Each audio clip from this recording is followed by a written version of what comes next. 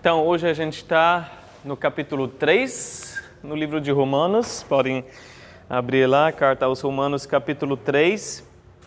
E a gente chegou pelo capítulo 1, pelo capítulo 2, nessa fala de Paulo de que não há ninguém que é desculpável, né? Todos, da sua forma, pecaram contra Deus, e a gente viu, por último, depois do pagão, do moralista, agora o judeu, né? Semana passada.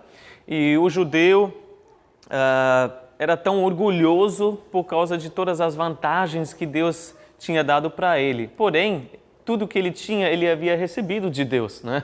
Ele não tinha ganhado, merecido, né? Foi porque Deus os amou que ele os escolheu.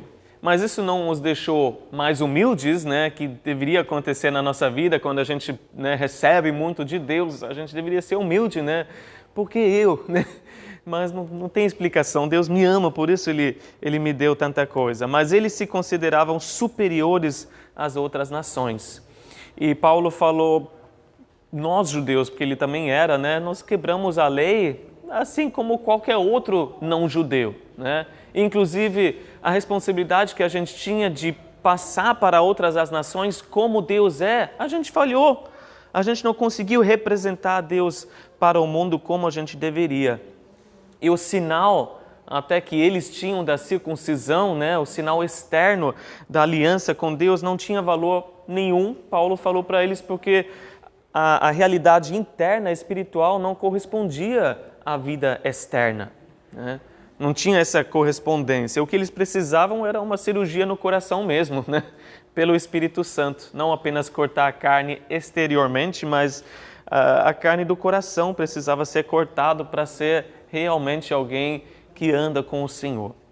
E hoje a gente vai continuar pensando nessa linha de pensamento, porque a gente pode pensar, então, será que Deus cometeu um erro, né? Por que então ele escolheu os judeus? Por que ele deu tantas coisas para eles, né? Já que parece que não era de valor, né? Não era valor nenhum. Será que ele não sabia que eles iam falhar? Então a gente vai ver na primeira parte desse capítulo 3 um diálogo imaginário entre Paulo e um judeu que poderia ainda protestar um pouco mais, né? E a gente vai ver 3 perguntas que esse judeu imaginário está levantando.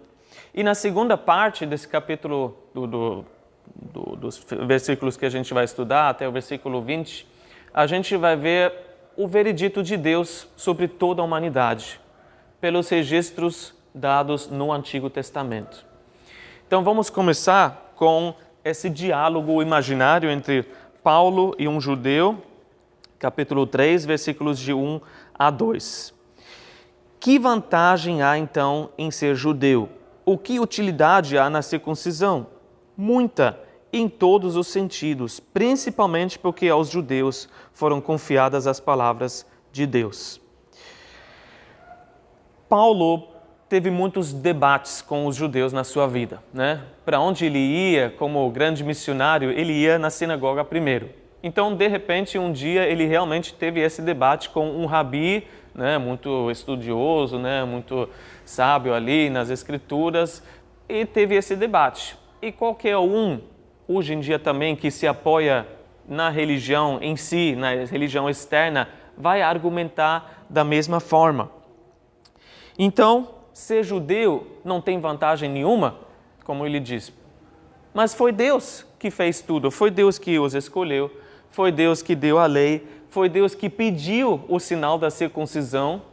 Então, Deus cometeu um erro no final, Deus mentiu para eles, né? Será que Deus está errado em tudo isso? Será que não foram os judeus que estão errados, mas ele? E Paulo explica de jeito nenhum. Tem vantagem e muita vantagem. Não da forma como os judeus interpretavam, né? Que de forma errada se tornaram arrogantes, né? Superiores aos outros, achavam que a lei seria uma coisa para se tornar justo diante de Deus. Mas Paulo fala, não, vocês têm muitas vantagens sim. Não é que não tem valor nenhum que Deus está errado porque deu essas coisas para vocês. E principalmente, acima de tudo, ele fala, vocês têm a palavra de Deus. Vocês têm a revelação escrita de Deus. Vocês, povo judeu, são os guardiões da biblioteca sagrada de Deus, né? Vocês receberam tudo que o mundo precisa saber a respeito de um povo que conhece o seu Senhor e o próprio Deus, né? Através do povo dos judeus, todos deveriam conhecer esse Deus. Através da vida e da maneira de vida deles, todos deveriam conhecer um povo abençoado porque segue o Senhor. Então eles tinham a história da criação, eles tinham a explicação porque o mundo estava do jeito que estava e ainda continua do mesmo jeito, né? Eles tinham a revelação de Deus pelas leis, o seu caráter. Eles tinham o caminho para a redenção da humanidade que Deus já tinha traçado ali desde o primeiro livro da Bíblia. Como a humanidade seria salva? Através de um Salvador. Todos os povos receberam uma luz, né? Ninguém pode dizer, a gente não sabia de nada. Falamos sobre isso. Todos são indesculpáveis, né? Todos os povos têm algum entendimento, ou têm a sua consciência, têm a evidência, né, da criação, têm a sua própria lei e por ela eles vão ser julgados, né? Mas os judeus tinham muito mais luz, porque eles receberam a palavra de Deus. Eles tinham muito mais oportunidade para conhecer a Deus e para obedecer a Deus. Porém, eles pisaram na bola, né? Eles não aproveitaram essa oportunidade. Eles falharam nisso e por isso não adiantou nada. Uma boa ilustração que eu li a respeito disso, imagina uma ilha em trevas, né? E tem muita gente nessa ilha. A única saída, o único caminho de escape dessa ilha é uma pequena ponte que atravessa um grande abismo. Mas, por causa das trevas, ninguém consegue encontrar essa ponte. Todo mundo na ilha recebeu uma pequena lanterna, né? Mas não ilumina muito. Só um pouquinho ao seu redor, né? Só para não bater a cabeça nos obstáculos. Então, todo mundo está andando, né, tentando achar o caminho com a lanterna. Um grupo só naquela ilha, em trevas, recebeu um grande holofote, bem forte, que pode iluminar, né, centenas de metros. Para quê? Para que eles pudessem encontrar a ponte, né, para atravessar, e para que os outros pudessem encontrar a ponte, para mostrar o caminho para os outros. Mas o que esse grupo fez com um grande holofote? Eles colocaram num palheiro e procuraram uma agulha no palheiro. E exatamente isso que os judeus fizeram. Embora eles tenham recebido muito mais luz que os outros, eles usaram isso para quê? Para discutir entre si. Os rabis da época estavam discutindo sobre os mínimos detalhes usando a lei, né? Mateus 23 fala que eles deram o dízimo do hortelã, né, do endro, do cominho, né? Então imagina, o que a lei diz? Uma folha para o Senhor e 9 para mim, né, de hortelã. Eles discutiam quantos passos você pode dar no sábado sem quebrar a lei. E se você podia cuspir numa pedra ou no chão, na terra, e o que seria quebrar a lei. Eles discutiam sobre isso, enquanto a lei era para mostrar para todo o mundo, né, como alguém deveria viver que conhece o Senhor e mostrar o caminho para eles. Mas eles não fizeram isso. Por isso não adiantou nada. Então essa é a primeira pergunta imaginária. Então não tem vantagem nenhuma? Tem sim. Eles receberam a lei de Deus. E a segunda pergunta vai assim, versículo 3 e 4. Que importa se alguns deles foram infiéis? A sua infidelidade anulará a fidelidade de Deus? De maneira nenhuma. Seja Deus verdadeiro e todo homem mentiroso, como está escrito, para que sejas justificado nas tuas palavras e prevaleças quando fores julgado. A segunda pergunta é, aí esse rabi imaginário fala, bom, alguns pisaram na bola, né? Alguns de nós.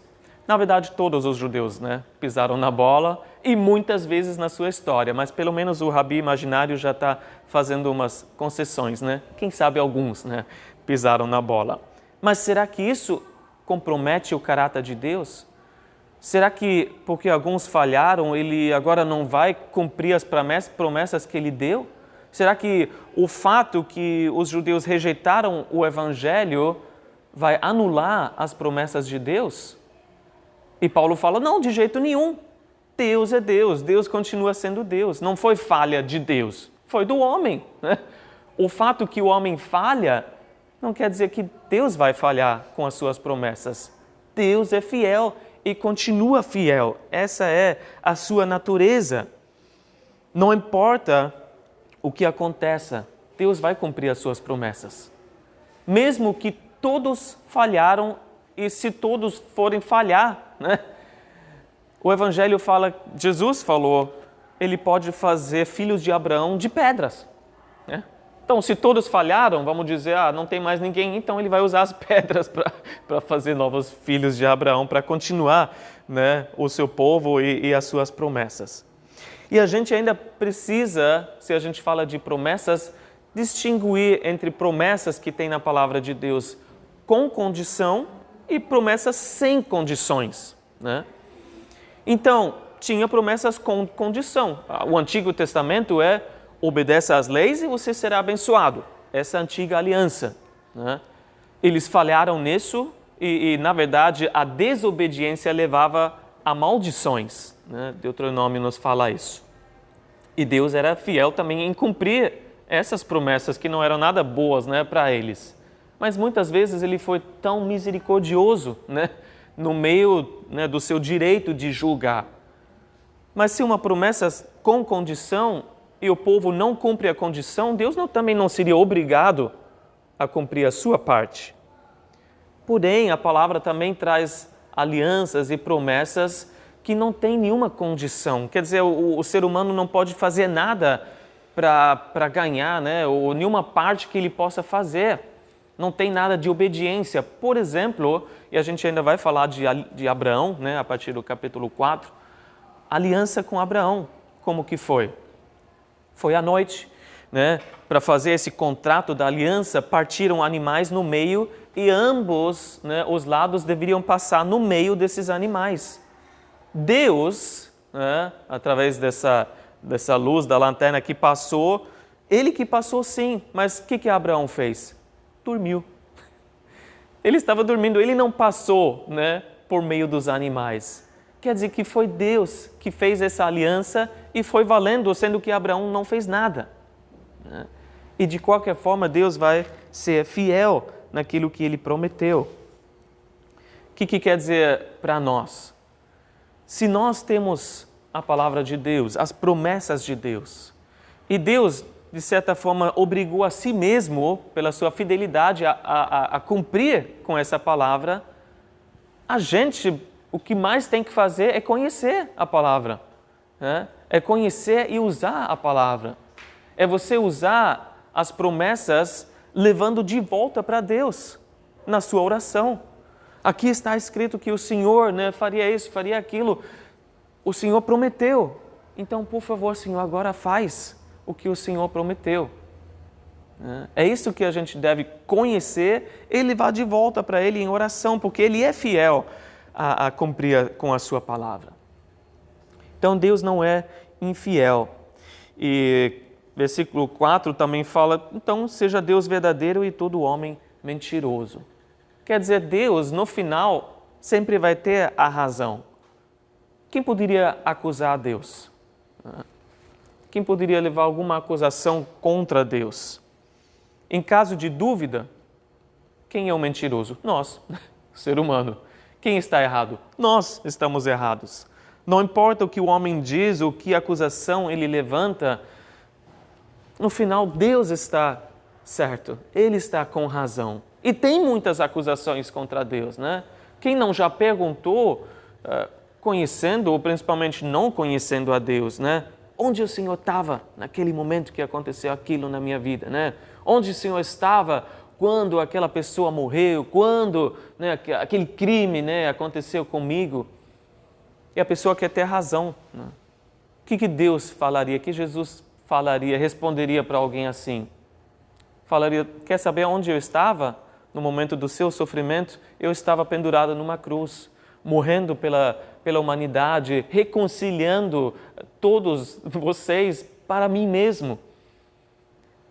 Deus não se isentou do sofrimento, mas Ele sabe profundamente o que é a dor humana. Deus, no final, tem razão. Ou no nosso relacionamento com Deus, se tem alguma coisa errada, é culpa de quem? Não, é culpa de Deus. Quem se afastou do Senhor?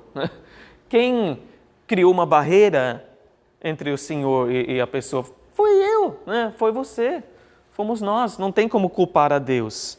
Mas nós também temos a oportunidade de nos arrepender e de nos aproximar dele novamente. Esse versículo, no versículo 4, que ele cita ali, para que sejas justificado nas tuas palavras e prevaleças quando fores julgado, é do Salmo 51.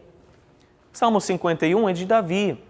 E ele escreveu esse salmo depois do pecado com Batseba, né? Foram 1 ano e meio, mais ou menos, que ele foi fingindo que estava tudo bem, até que ele foi convicto, né? Ele foi empurrando, não foi nada demais, né? Mas depois ele percebeu e reconheceu, eu pequei contra Deus. Deus tem razão, não eu. Deus é justo em julgar esse pecado. Mas graças a Deus que ele foi convicto mesmo, depois de um longo tempo, né? E ele confessou e foi perdoado. É isso que o Novo Testamento também nos fala em 2 Timóteo 2,13. Se nós somos infiéis, Ele permanece fiel, pois não pode negar-se a si mesmo. Somos infiéis? Somos. Quantas vezes caímos, pecamos, mas a gente lembra que as suas misericórdias se renovam a cada dia. Mesmo quando nós somos infiéis, Ele continua sendo fiel, porque é isso que Deus é, um Deus fiel. E agora a terceira pergunta, né? Esse rabi imaginário, ele está, né? não está deixando ou dando o braço para torcer. Versículos de 5 a 8. A última pergunta dele, né? Dúvida que ele tem. Mas, se a nossa injustiça ressalta de maneira ainda mais clara a justiça de Deus, que diremos? Que Deus é injusto para aplicar a sua ira? Estou usando um argumento humano. Claro que não. Se fosse assim, como Deus iria julgar o mundo? Alguém pode alegar ainda, se a minha mentira ressalta a veracidade de Deus, aumentando assim a sua glória, por que eu sou condenado como pecador? Por que não dizer como alguns caluniosamente afirmam que dizemos, façamos o mal para que nós venha o bem? A condenação dos tais é merecida. Qual é a questão levantada agora, né? Será que nós podemos dar uma ajudinha para Deus? Né? Porque se a gente peca, né? A gente faz algo errado, Deus tem uma oportunidade para ser bondoso e amoroso, né? A gente está dando uma chance para Deus para mostrar quão bom Ele é. O nosso pecado acaba, né, Deus parecendo um pouco melhor para todo mundo. Então, nesse contraste aí do nosso pecado tão escuro e a justiça de Deus brilhante, né? Todo mundo pode ver que isso ressalta a grandeza de Deus. Olha como Deus é bom, perdoando até um pouco pecador como eu, um grande pecado assim. Mas se é assim, no final, Ele não pode me condenar, né? Porque eu estou ajudando a Deus. Você vê o pensamento distorcido. É um pouco difícil, às vezes, seguir esse raciocínio, mas é isso que alguns pensam e a gente ainda vai ver como isso se aplica a nós. Claro que não, Paulo fala. Isso tiraria toda a base para Deus julgar. Se for assim, então Ele não pode julgar ninguém, porque todo mundo é pecador e todo pecado, então, se for trazer glória maior para Deus, porque Ele mostra a sua graça, quem Ele iria julgar então? Mas Ele tem que julgar todo o pecado, porque é contra a sua natureza. A natureza de Deus é totalmente boa, né? Ele é bom por natureza. Ele não pode tolerar o pecado junto com Ele. O pecado não traz glória para Deus, nunca glorifica a Deus. O pecado só pode produzir aquilo que é ruim, que é mal. Sempre vai resultar em morte, em destruição, em tudo que é ruim. Então Deus não é injusto em julgar o pecador. Mas quando Ele julga o pecador, Ele só mostra claramente quem Ele é. Deus tem razão, não a pessoa que está errada. Então o que é aumentada, na verdade, é a verdade de Deus. Deus está certo. Todo mundo vai entender que Deus está certo e o homem está errado. O pecador não está ajudando em nada. Só mostra quem ele é e que seus atos merecem a morte e que Deus está certo. Pensa comigo no exemplo de Judas. Judas, né, o apóstolo, traiu Jesus e Deus acabou usando, né, essa traição, acabou usando esse pecado. E Judas poderia tentar argumentar, mas Senhor, a cruz não teria acontecido se eu não tivesse traído o Senhor, né? Talvez sem a traição, Jesus não teria sido crucificado e provavelmente não naquele dia específico que ele precisava morrer, né? E Judas poderia falar, eu até cumpri profecias, né? Cumpri a palavra de Deus. Mas isso não muda nada na maldade que ele fez. Será que é culpa de Deus? Não. Deus pode usar a maldade, mas mesmo assim a maldade vai cair na cabeça dele. Foi o próprio Judas que decidiu isso. Ele não tinha motivo bom, puro no seu coração para fazer isso. Não, ele estava cheio de maldade. Ele não ia receber crédito nenhum só porque Deus acabou usando aquilo para os seus planos. E quem precisou prestar contas da sua maldade foi ele. Deus foi justo em julgá-lo. E alguns podem pegar exatamente isso e levar a um certo extremo, como ele fala no último versículo que a gente leu. Então vamos fazer o mal para que o bem venha. Né? Em outras palavras, vamos pecar mais para que Deus possa perdoar mais. E ele pode até usar o nosso mal para fazer o bem. A gente vê isso nas Escrituras, não é? A gente sabe que Deus é tão misericordioso, tão grandioso, que Ele pode transformar o mal que o homem faz no bem. O melhor exemplo é José no Egito, né? O que os irmãos fizeram? Venderam ele para o Egito, né? Queriam matar ele, mas, né, aí veio o irmão falou, não vamos matar, não vamos vender para esses caras ali. A gente se livra, vai dar tudo certo.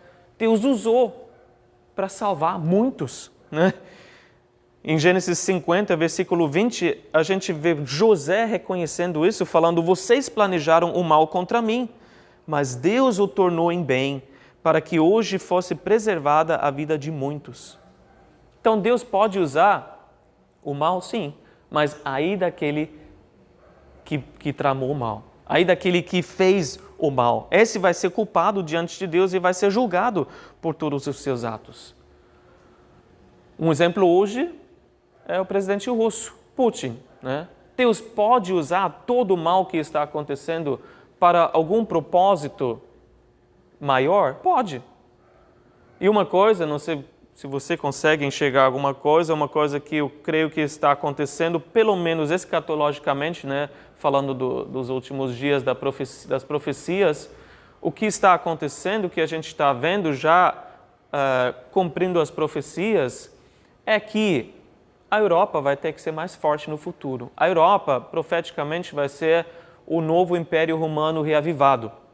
E o anticristo vai ser o líder, né, desse novo império. Todo o império precisa de quê? Poder militar. Os exércitos hoje da Europa são como? Fracos, né? A Alemanha já falou que vai gastar 100 bilhões para renovar o seu exército. Eles falaram até 2023 deve ser um dos exércitos, né?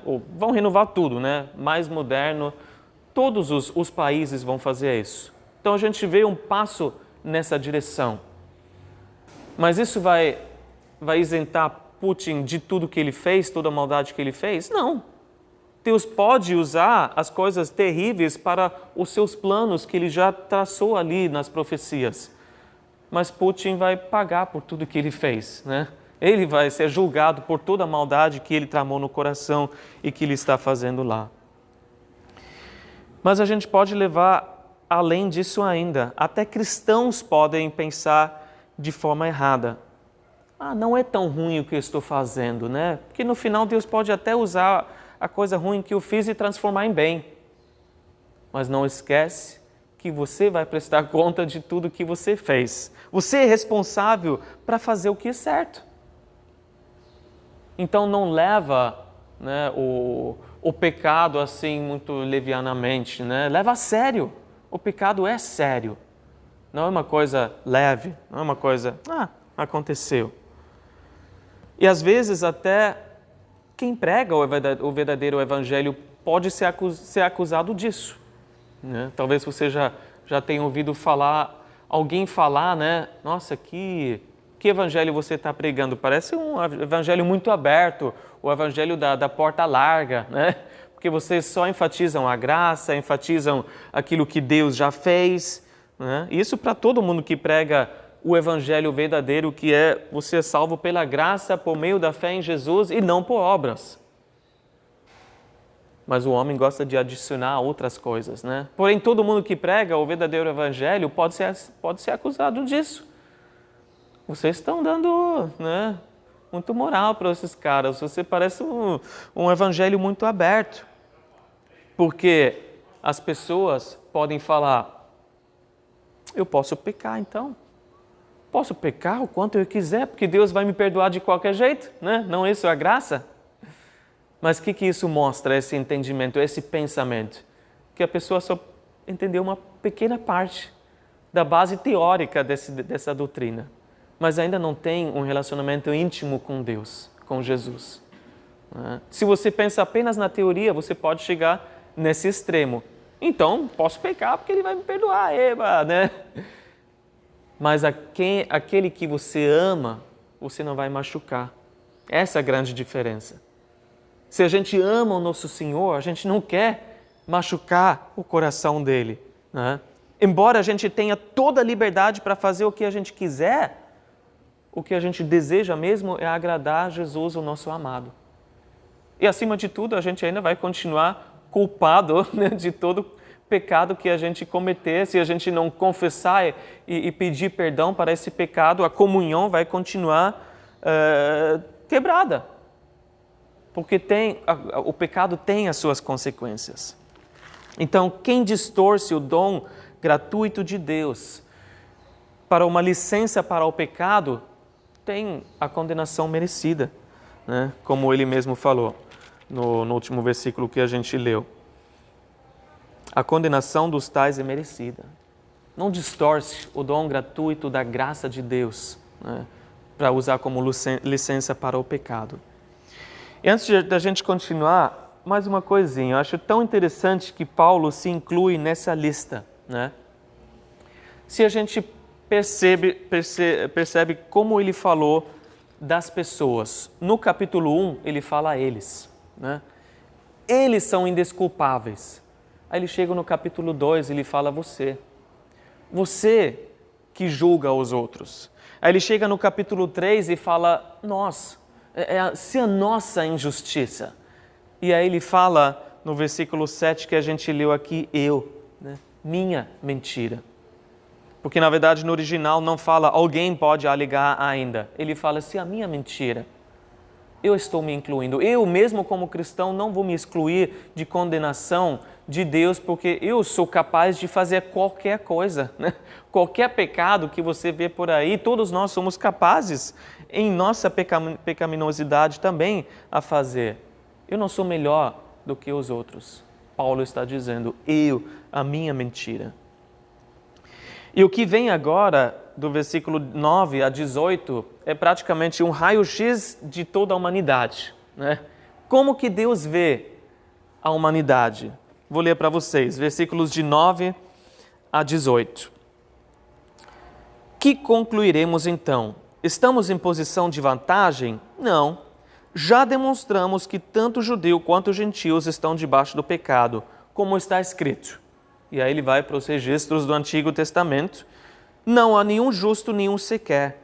Não há ninguém que entenda, ninguém que busque a Deus. Todos se desviaram, tornaram-se juntamente inúteis. Não há ninguém que faça o bem, não há nenhum sequer. Suas gargantas são um túmulo aberto, com suas línguas enganam. Veneno de serpentes está em seus lábios. Suas bocas estão cheias de maldição e amargura.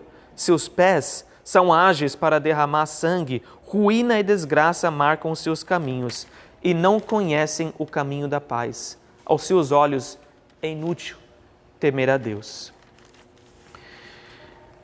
Os judeus tinham vantagem, sim, mas se ele fala, estamos em posição de vantagem, nós judeus, em questão de culpa, não. Porque a gente já entendeu que todos são igualmente culpados. Os judeus são culpados e os gentios também. Todos estão debaixo do pecado, daquele jugo da escravidão que pesa sobre todo o ser humano. Então, como está a humanidade inteira? E você percebeu as palavras que ele usa? Nenhum, ninguém, todos. Ninguém está fora dessa lista. Fala de todos que já nasceram e ainda vão nascer nesse planeta. Todos da raça humana. Todos, né? Que Deus criou e colocou ali, não importa o lugar, não importa o tempo, não importa a aparência, né? Não importa a língua, não importa a cultura. Todos estão inclusos nessa lista. Ele fala de algo que é universal. Ele fala da depravação universal da humanidade. Que ninguém é justo. Ele usa vários salmos, né? Usa até passagens em Isaías, um versículo depois do outro, para fazer esse raio-x. O ser humano completo está debaixo do pecado, porque ele fala da mente, do coração e da vontade. Ele fala da mente, né? Ele fala, não há ninguém que o entenda. Não há ninguém que entenda. A mente está debaixo do pecado. O coração também, ninguém que busque a Deus. E toda a sua vontade, ninguém que faça o bem. Primeiro, a sua mente está totalmente controlado pelo pecado, porque ele não consegue entender. E a gente fala, mas Deus, e todos os vizinhos, amigos, que são tão legais, né? Que são tão bonzinhos, que são tão gentis, eles não são cristãos, né? Não acreditam como eu, mas e eles? Ele fala, não há ninguém, nenhum que é justo, porque ninguém consegue salvar a si mesmo. Todos na sua mente, né, se desviaram de Deus. E o coração, como que está o coração? Ninguém busca a Deus. Será? Tem tanta gente buscando. Quer dizer, então, que nenhuma religião, nenhuma prática, né, nenhum ritual realmente está em busca de Deus? Não. Tudo que o homem inicia, ele acaba correndo atrás de ídolos, de falsos deuses, que ele mesmo cria. Então, já que ninguém busca a Deus, Deus falou, eu vou buscar o homem.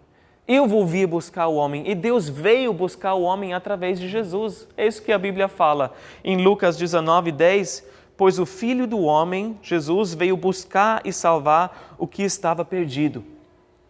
Então, a verdadeira busca, né? Se você fala, eu estou em busca, né, de Deus, é descobrir e perceber que Deus já veio buscar você. E aceitar que a busca, o resgate, veio através de Jesus. Então é a mente, é o coração, mas também a vontade. Está controlado pelo pecado. Ninguém que faça o bem. Mas tem tanta gente fazendo o bem. Pode até, né, ter os atos bondosos, mas o coração, né? Você realmente tem a vontade boa, né? Tem a vontade pura, tem motivos puros no seu coração para fazer tudo o que você faz? Provavelmente não. Quer dizer, com certeza não. Aí eu vi uma ilustração muito legal que até pode chocar a gente. Imagina se tivesse uma câmera que captura todos os pensamentos que você tem, né? E aí você imagina um culto, né? Um culto de domingo, as pessoas mais piedosas chegam aqui, né? As pessoas certinhas aparentemente, né? E aí essa câmera vai gravar todo o pensamento que esse cara tem quando ele se senta, quando outra pessoa senta do lado dele, né? Quando a pessoa ora lá na frente, quando toca o louvor, aí na hora da pregação, quando conversa no final com as pessoas. Aí o pastor fala, domingo que vem a gente não vai ter um culto normal, a gente vai mostrar o filme que foi gravado dos seus pensamentos. Você acha que o cara vem? Não vem, que vergonha, né? E todos nós estamos nessa lista. né? Se Deus fosse exibir todos os pensamentos que a gente tem só no culto, né? Só num dia inteiro, e a gente estaria correndo, né? Porque a nossa vontade também é controlada pelo pecado se Deus não renovar a nossa mente, né, o nosso coração pela sua palavra. Então é um raio-x de todos. E nos versículos de 13 a 18, a gente vê as partes do corpo, né? Começando com a fala. Ele fala a garganta, a língua, os lábios, a boca. Você vê uma sequência ali, né? As coisas saem, né, e saem da sua boca de dentro para fora. Porque Jesus falou, a boca fala do que o coração está cheio. Do que está cheio o seu coração. E ele fala, o pecador está morto em seus pecados. Então o que você espera? Que saia flores? Não. Que saia cheiro de túmulo, né? Cheio de morte. Palavras vulgares, né? De duplo sentido. Isso que é engraçado hoje, né? Os comediantes, tudo mais. Ele ainda fala cheio de engano e hipocrisia. Porque você fala uma coisa, mas você pensa outra, você sente outra coisa daquilo que você está externando para a pessoa na tua frente. Ele ainda fala de todo o veneno de calúnia e fofoca que as pessoas usam, né? E às vezes aquelas palavras ásperas e sarcásticas que diminuem o outro ser humano com quem a gente está falando. E ainda toda maldade e amargura, né? Toda maldição. O que sai quando você pisa no pé de alguém, quando você corta aquela pessoa, né, na rua, principalmente cortando o motoboy. Não vai cortar o motoboy que vai ouvir um monte de maldição, né? Eu vi esses dias na rua, meu Deus. E mais ainda, a nossa reclamação das circunstâncias que Deus aparentemente, né, jogou para nós. E continua assim, a amargura. Mas não é só o que a gente fala, mas também a nossa maneira de viver. Ele fala do raio-x dos pés. Para onde os pés te levam? É caminho de destruição. Para onde pisar o pé do pecador, você tem uma trilha de destruição. É guerra, é pobreza, é poluição. Né? Ao invés de paz mundial, é rearmamento mundial que a gente está vivendo. Né? A paz que a gente precisa de Deus para nós mesmos, para toda a sociedade, está em Jesus. E alguém fala, mas eu não faço essas coisas, né, que ele está falando aqui. Eu não cometo esses pecados. Mas você é capaz de cometer qualquer pecado desse. Talvez falte apenas a oportunidade, né? Dá oportunidade para alguém e vê o que acontece. Nossa, mas aquele pastor, ele é tão piedoso, ele jamais faria uma coisa errada. Dá dinheiro e dá poder para ele ver o que acontece ao longo prazo. Que Deus nos livra, né, dessas tentações, desses males que o dinheiro, o poder traz, o orgulho. Ninguém é isento disso. E no final ele faz o raio-x dos olhos, né? E os olhos têm a ver com o temor do Senhor. Falta, não tem. O temor do Senhor é o princípio do conhecimento e da sabedoria. Mas já que eles não têm conhecimento nem sabedoria. Eles deram as costas para Deus e todo o resto é consequência. Que a gente tenha o temor do Senhor. Porque é isso que nos ajuda como cristãos, né, pecadores salvos pela graça, na hora da tentação, na hora da dificuldade. Porque talvez você se lembre, no começo da sua conversão, você tinha uma grande sensibilidade ao pecado, né? Você era muito consciente, né, daquilo que você estava fazendo diante de Deus, mas aos poucos a gente pode perder essa sensibilidade. Aos poucos, se a gente começa a ceder às tentações e se entregar ao pecado, a gente fica cada vez mais com calo, né? A gente sente cada vez menos. E antes que a gente perceba, aquele pecado que antes a gente já corria para o Senhor, confessando e pedindo perdão, agora não nos incomoda tanto. Eu quero ler para vocês um pequeno texto de Spurgeon, que ele fala no devocional que ele tem de manhã e da noite. Essa semana ele falou assim: é uma triste verdade que mesmo um cristão possa aos poucos, chegar a níveis tão insensíveis onde o pecado, que uma vez o assustou, não o assuste mais. Aos poucos, os homens se familiarizam com o pecado. Os ouvidos, onde o canhão ressoava, passam a não mais notar pequenos sons. No início, um pequeno pecado nos assustava, mas logo dissemos, não é pequeno. Em seguida vem outro maior, e depois outro, até que aos poucos começamos a considerar o pecado como algo, se não de pequeno malefício, e em seguida segue uma profana presunção. Nós não caímos em um grande pecado. É verdade, nós tropeçamos um pouco, mas nós levantamos na maioria das vezes. Podemos ter pronunciado uma palavra profana, mas na maior parte da nossa conversa ela foi consistente. Então, nós suavizamos o pecado, julgamos o manto sobre ele, podemos chamá-lo por nomes delicados. Cristão, cuidado quando pensa suavemente sobre o pecado. A gente precisa do temor do Senhor para levar a sério o pecado, porque aos poucos a gente se torna insensível. Eu gostei muito dessa ilustração, né, de guerra mesmo. Se um canhão, né, se alguma bomba explodiu do seu lado, você não está conseguindo ouvir, né, tão bem. E se você está rodeado com pecado, né, aquele pecado, né, que está ali, explodiu, né, na tua cara e você acabou cedendo, aí a próxima vez o ouvido já não está tão bom. O canhão já fez alguma coisa no teu ouvido, na tua sensibilidade. E agora a gente chega no resumo dessa parte hoje, os versículos de 19 a 20, onde ele fala praticamente, então qual é o propósito da lei? Serve para alguma coisa, será?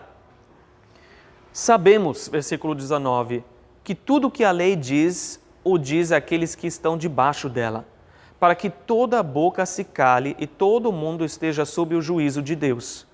Portanto, ninguém será declarado justo diante dele baseando-se na obediência à lei, pois é mediante a lei que nós tornamos plenamente conscientes do pecado.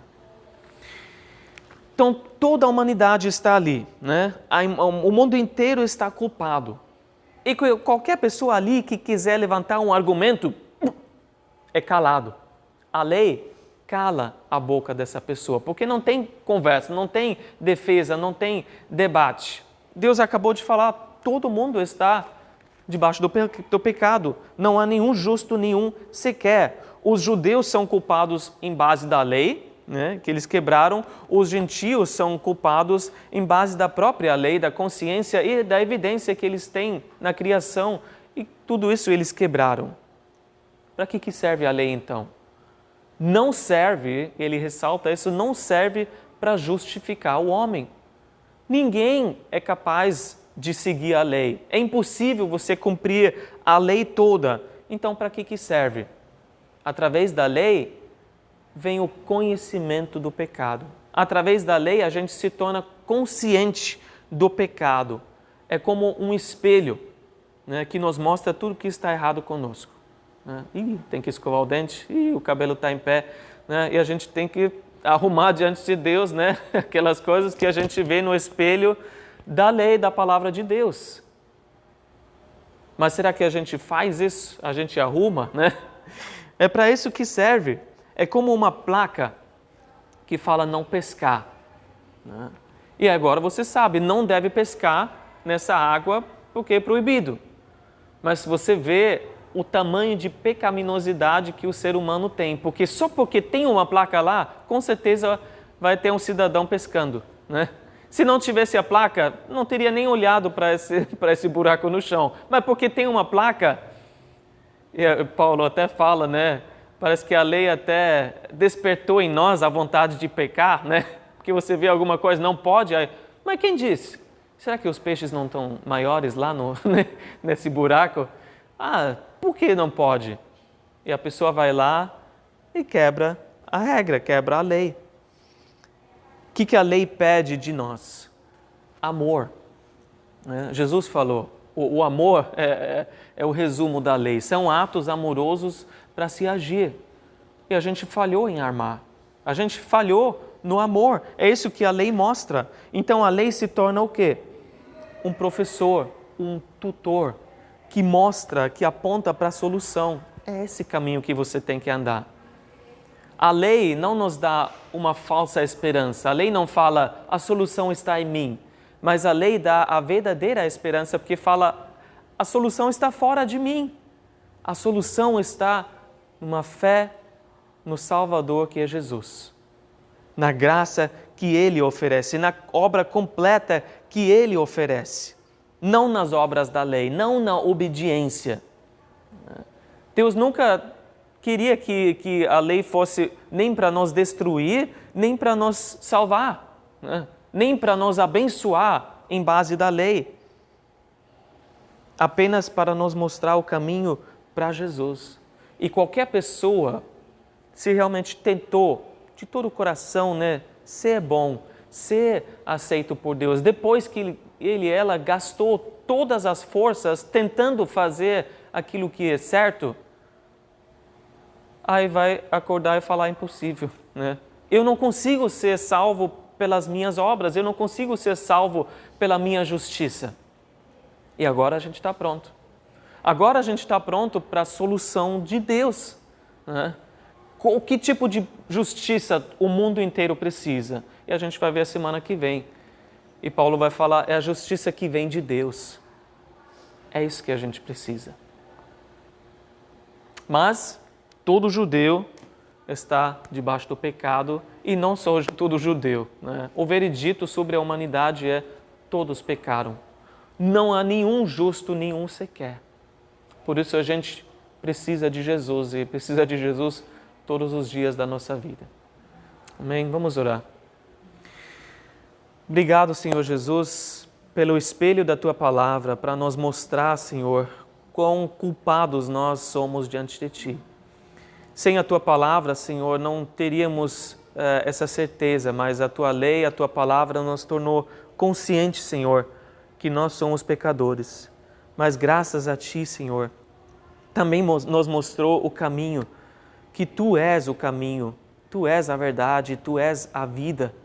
Se a gente quer vida de verdade, vida que faz sentido, só pode ser encontrada em Ti e na obra que o Senhor fez. Obrigado pela Tua provisão.